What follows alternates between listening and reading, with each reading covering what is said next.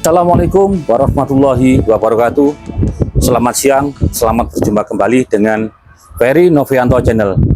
Kali ini saya sedang melihat berbagai macam tanaman, tapi tanaman itu tidak semuanya bisa ditanam di tempat yang ditentukan petaninya. Tapi yang bisa menentukan adalah alam, yaitu cuacanya atau kontur tanahnya, juga tingkat ketinggian atau kesulitan itu tergantung siapa yang menanam dan di mana dia harus diletakkan. Seperti begini guys, kalau daerah sini ya dataran rendah, itu tanaman yang cocok itu ya kebanyakan di sini ada padi, ya tanaman padi seluas ini ya, tanaman padi-padian ini. Terus ada tanaman cabai juga gitu bisa. Terus jagung. Selain jagung juga ada tanaman tebu. Selain tebu ada singkong.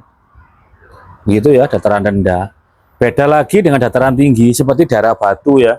Daerah Kota Batu, daerah pegunungan sana, daerah sebelah barat. Itu rata-rata sayur ya, sayur mayur mulai dari gubis, kentang, wortel. Nah, gitu guys ya. Karena gini, di daerah sini tidak bisa sama dengan daerah atas, daerah berpasir seperti daerah pegunungan ya, daerah Tumpang, Poncokusumo nggak bisa. Kalau di daerah sini tebu masih bagus ya, karena tanaman tebu itu harus tanah yang lengket, jenis hitam tapi yang lengket ya begitu pecah seperti pasir. Pasir itu kan bukan pecah tapi seperti pasir gitu kan, nggak bisa lengket, jadi tidak bisa menahan air lama, jadi cepat mati ya. Kalau kemarau gitu sedikit sudah mati, tebunya nggak bisa tinggi, jadi paling 1 meter 1,5 sudah tinggi. Apalagi tebu di kontur yang lahan miring itu nggak bisa. Yang tinggi mungkin yang paling bawah atau atas, tengah sendiri sudah. Kalau yang pinggir 1,5 meter 2 meter, yang tengah mungkin 1 meter, bahkan ada yang 60 cm 50 cm gitu biasanya guys, kontur yang pegunungan miring itu guys. Tapi yang untuk daerah Tumpang ya, ini saya akan melihat yang di Tumpang ya. Inilah, lihatlah, ini tanaman gubis atau kol gepeng yang ada di Tumpang Duet guys ya. Inilah videonya guys. Nah, ini guys, ini saya menemukan sebuah tanaman yang ada di Poncokusumo. Yang perjalanan saya tadi memang menuju ke arah Poncokusumo. Kali ini saya sudah berada di tanaman atau pertanian, yaitu kol gepeng atau gubis. Ya, ini bagus sekali pandangannya guys. Terus ya ada tetap di sini andalannya yaitu tanaman tumpang sarinya untuk pelindung bawahnya.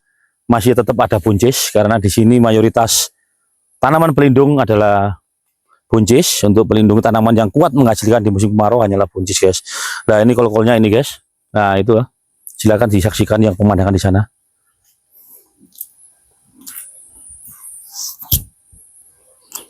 Nah, ini gubisnya bagus sekali. Ini mulai berbentuk, yaitu berbulat. Jadi daunnya gini. Daunnya itu asalnya buka gini guys. Semua buka ya, terbuka. Kalau kecilnya seperti ini guys. Ya, ini bibitnya. Tanaman kol gepeng atau gubis seperti awalnya seperti ini. Setelah batangnya membesar ya, ini kan gepeng kosong gini seperti sawi.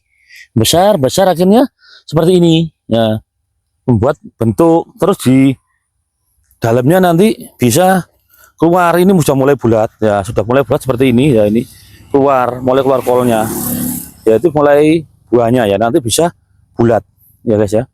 Ini mungkin berusia masih tanaman muda. Ini tanamannya kelihatan bagus sekali guys, cuacanya mendukung sekali ya. Ini tanamannya cukup luas. Ini menepi jalan sampai di atas sana.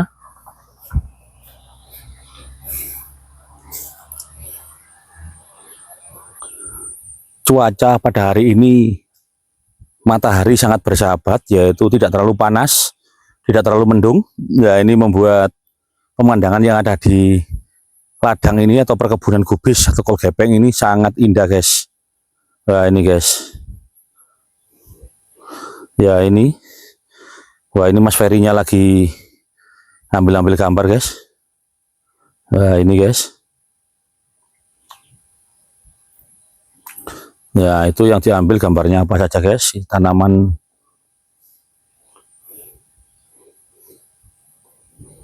itu sangat hijau-hijau sekali, menghijau sekali ya. Kubisnya kelihatan hijau. Kalau dari dekat seperti orang bilang ini, seperti kalau orang Madura bilangnya biru, padahal ini adalah hijau guys.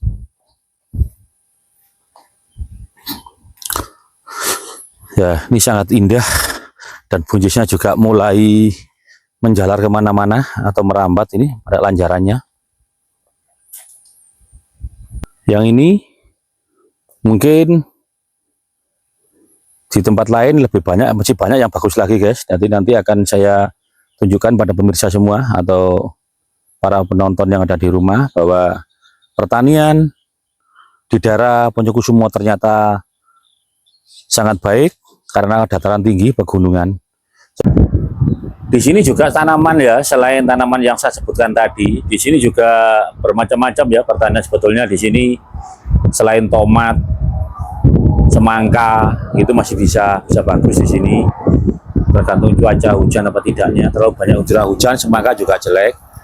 Kalau untuk di tanaman yang tanah kering seperti di kebun gitu atau ladang, biasanya di sini selain andalannya sini tebu ya.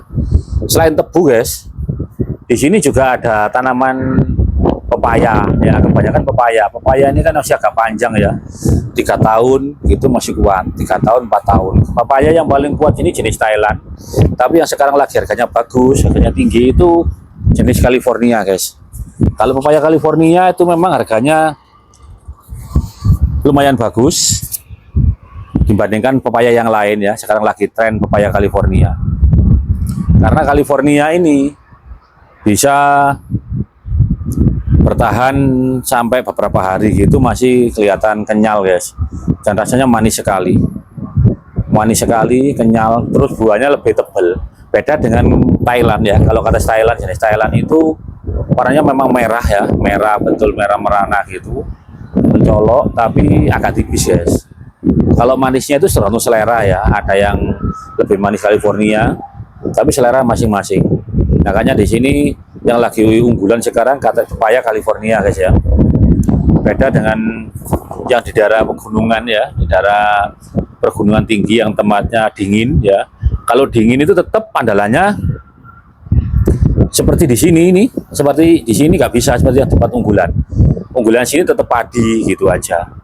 Tapi yang daerah tinggi unggulan tetap seperti yang di Poncokusumo, Tumpang, yaitu ada kol gepeng, ada wortel, ada tanaman kentang, terus di sana juga ada apa, kol gepeng atau gobes itu. Tapi kebanyakan di sana cabai guys, rata-rata cabai ya. Petani cabai itu sangat menjanjikan. Cabai itu kalau menanam katakan 5.000 meter gitu aja, atau misalkan 1 hektar, kalau pas harganya baik ya, sampai 100.000, 90 ke atas, 1 hektar bisa beli mobil baru guys hasilnya. Tapi nanam 1 hektar cabai pas harganya 10.000 sampai 15.000, ya modalnya nggak kembali. Modalnya jual mobil, setelah panen nggak dapat apa-apa guys. Bahkan habis untuk biaya tanam saja atau perobatan, peralatan, terus perawatan dan obat-obatan guys. Itu aja habisnya biaya. Sebenarnya pertanian sama saja.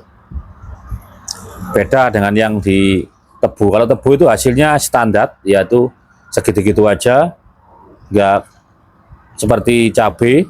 Kalau cabai naik turun guys. Nah, di sini pertanian sangat bagus. Oke guys, terima kasih. Sementara sampai di sini dulu perjumpaan video saya kali ini. Saya ucapkan terima kasih kepada teman-teman yang telah mendukung adanya video kali ini. Saya tunggu like, subscribe, dan komennya. Assalamualaikum warahmatullahi wabarakatuh. Selamat siang, sampai jumpa lagi.